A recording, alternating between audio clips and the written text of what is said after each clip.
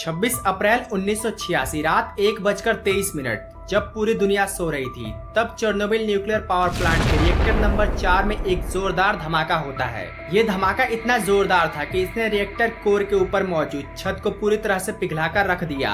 धमाके के तुरंत बाद रेडियो एक्टिव मटेरियल हवा में फैल गया, जिसने 28 लोगों की जान ले ली। वहीं रेडिएशन के कारण कई हजार लोग अलग अलग बीमारियों से प्रभावित हुए। इस दुर्घटना के बाद यूएसएसआर द्वारा सफाई कार्यक्रम चलाया गया, जिसे लिक्विडेशन कहा गया, जो आज भी जारी है। तो ऐसे में ये सवाल उठता है कि आखिर ये डिजास्टर कैसे हुआ और इस डिजास्टर के बाद यूएसएसआर द्वारा क्या कदम उठाए गए।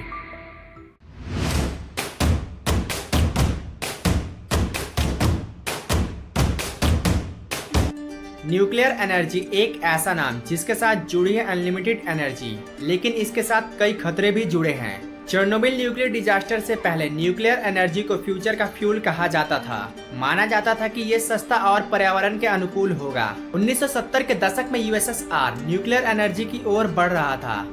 उस समय चेर्नोबिल शहर में एक न्यूक्लियर पावर प्लांट की स्थापना की गई, जो उस समय दुनिया का सबसे बड़ा न्यूक्लियर पावर प्लांट था। लेकिन 26 अप्रैल 1986 की रात सब कुछ बदल गया। 25 अप्रैल 1986 की रात इस पावर प्लांट के रिएक्टर नंबर 4 में एक सेफ्टी टेस्ट होना था, जो गलत दिशा में चला गया। सेफ्टी प्रोटोकॉल्स को दरकिनार कर दिया गया। रिएक्टर को ठंडा करने वाले सिस्टम को भी बंद कर दिया गया। नतीजा ये हुआ कि रिएक्टर के अंदर न्यूक्लियर फिजन की प्रक्रिया बेकाबू हो गई, जिसके बाद रात 1:23 पर एक जोरदार धमाका हुआ।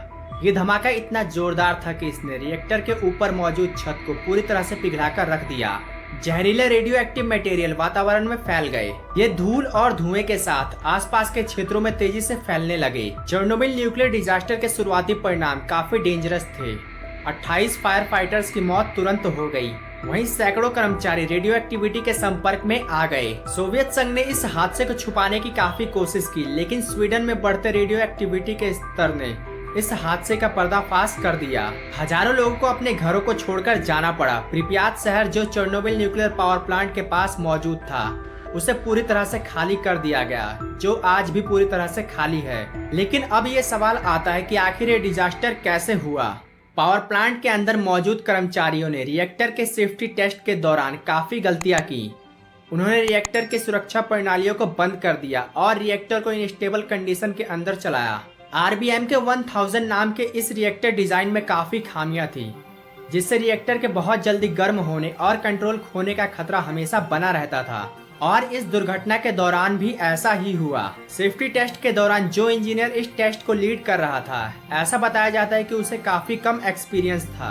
वहीं उस दौर में सोवियत संघ का कल्चर ऐसा था कि लोग अपनी गलतियों को छुपाते थे, और इसी कारण इंजीनियर्स और कर्मचारियों ने रिएक्टर के अंदर मौजूद कमियों को दरकिनार किया। इन सब का मिला जुला परिणाम था कि चेर्नोबिल न्यूक्लियर पावर प्लांट के अंदर एक जोरदार धमाका हुआ। दुर्घटना का परिणाम ये हुआ कि रेडियो एक्टिव मटेरियल वातावरण में फैल गया, जिससे हजारों लोग प्रभावित हुए।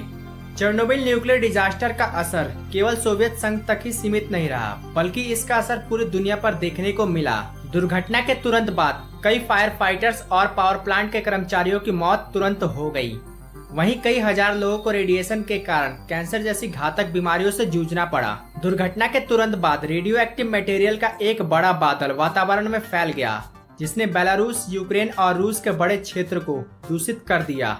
रेडिएशन के कारण खेत बंजर हो गए और खाने के सामानों में रेडिएशन की मात्रा बढ़ गई। दुर्घटना के बाद सोवियत संघ द्वारा सफाई कार्यक्रम चलाया गया। वहीं कई हजार लोगों को अपने घरों से निकालकर उन्हें दूसरी जगह शिफ्ट किया गया, जिसमें काफी खर्च हुआ। लोगों के बीच न्यूक्लियर एनर्जी को लेकर चिंता काफी बढ़ गई, जिससे दुनिया में चल रहे न्यूक्लियर प्रोग्राम्स को काफी लॉस हुआ। शुरुआत में सोवियत संघ इस हादसे को छुपाना चाहता था, जिसके कारण लोगों के बीच सोवियत संघ की इमेज काफी खराब हुई। डिजास्टर के बाद रेडियो एक्टिव मटेरियल का बादल यूरोप के कई देशों में फैल गया, जिससे खाद्य पदार्थ कंटेमिनेट हो गए। वहीं यूरोप के कई देशों में स्वास्थ्य समस्या पैदा हो गई। इस डिजास्टर के बाद दुनिया में न्यूक्लियर एनर्जी को लेकर बहस बढ़ गई। इस डिजास्टर के बाद लोगों के बीच ये सवाल आया कि क्या न्यूक्लियर एनर्जी सेफ है या नहीं। कई देशों में न्यूक्लियर एनर्जी के रखरखाव को लेकर लोगों के बीच चिंता बढ़ गई।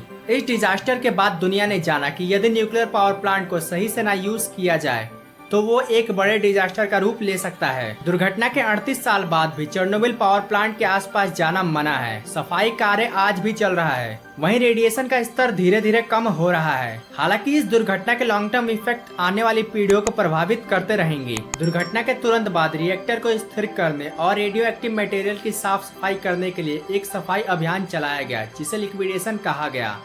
इसमें कई हजार लोगों ने अपनी जान को जोखिम में डालकर हिस्सा लिया। लिक्विडेशन को 4 पार्ट्स में बांटा गया है। पहला फेज अप्रैल से लेकर जून 1986 तक चला। इस फेज में रिएक्टर के अंदर लगी आग को बुझाने और रिएक्टर को स्थिर करने की कोशिश की गई। आग को बुझाने के लिए रिएक्टर के ऊपर हेलीकॉप्टरों द्वारा रेत, बोरोन, कार्बाइड और लेड को भारी मात्रा में गिराया गया, ताकि रिएक्टर के अंदर जल रहे ग्रेफाइट को बुझाया जा सके, जिससे कि रेडियो एक्टिव मटेरियल और ज्यादा ना फैले। 30 किलोमीटर के एरिया को रिस्ट्रिक्टेड जोन डिक्लेयर कर दिया गया और लगभग 1,10,000 लोगों को वहां से निकाला गया। दूसरा फेज जुलाई 1986 से लेकर 87 तक चला। इस फेज में रिएक्टर को एक सर्कोफेगस के अंदर सील करना था, जिसके लिए कई हजार फायर फाइटर्स, इंजीनियर्स और कर्मचारी अत्यधिक रेडिएशन वाले क्षेत्र में काम करते थे। उन्हें लेड की सीटें, कंक्रीट और स्टील को रिएक्टर के ऊपर रखना था, जो जोखिम भरा काम था। ऐसे में कई कर्मचारियों को रेडिएशन के कारण घातक बीमारियां हो गई। तीसरा फेज 1988 से लेकर 1990 तक चला। 1987 में जिस सर्कोफेगस के द्वारा रिएक्टर को सील किया गया था, वो बहुत जल्दबाजी में बनाया गया था, जिस कारण ये जल्दी जर्जर होने लगा। इस फेज में एक मजबूत सर्कोफेगस को पहले वाले सर्कोफेगस के ऊपर लगाया गया। आसपास के क्षेत्रों से मिट्टी की ऊपरी परत को हटाया गया, छतों को साफ किया गया और कंटेमिनेटेड सामानों को हटाया गया। वहीं चौथा फेज 1990 से लेकर अभी तक चल रहा है। इस फेज में सोवियत संघ के टूटने के बाद यूक्रेन ने सफाई कार्यक्रम को संभाला। साल 2016 में एक नए सर्कोफेगस को पुराने सर्कोफेगस के ऊपर फिट किया गया। ऐसा बताया जाता है कि ये सर्कोफेगस आज से 100 साल बाद भी काम करेगा, जिसे न्यू सेफ कन्फाइनमेंट नाम दिया गया। लिक्विडेशन कार्यक्रम में कई हजार लोगों ने भाग लिया, जिसमें से कुछ लोगों की मौत तुरंत हो गई। वहीं कई कैंसर जैसी घातक बीमारियों के शिकार हो गए। चेरनोबिल पावर प्लांट के आसपास के क्षेत्रों में आज भी सफाई कार्यक्रम जारी है।